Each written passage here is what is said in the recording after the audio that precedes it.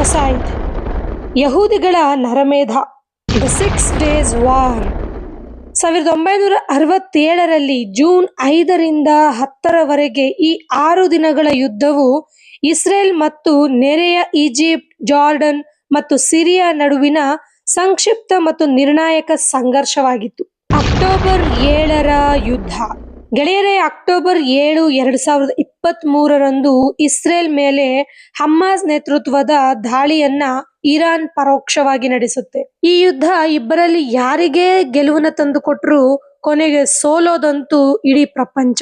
ಈ ಯುದ್ಧದ ನಷ್ಟ ಮತ್ತೆ ಭರಿಸಬೇಕಾದ್ರೆ, ಇಲ್ಲಿ ನಾಶ ಆಗಿರೋ ಇನ್ಫ್ರಾಸ್ಟ್ರಕ್ಚರ್ನ ಮತ್ತೆ ರೀಬಿಲ್ಡ್ ಮಾಡ್ಬೇಕಂದ್ರೆ ಎಷ್ಟು ಕಷ್ಟ ಇದೆ, ಎಷ್ಟೆಲ್ಲ ಇನ್ವೆಸ್ಟ್ಮೆಂಟ್ ಬೇಕು, ಎಷ್ಟೆಲ್ಲ ರಿಸೋರ್ಸಸ್ ಬೇಕು, ಎಷ್ಟೆಲ್ಲ ಸಮಯ ಬೇಕು. ಇದ್ರ ಬಗ್ಗೆ ಯಾರಾದ್ರೂ ಚಿಂತೆ ಮಾಡ್ತಾ ಇದ್ದಾರಾ?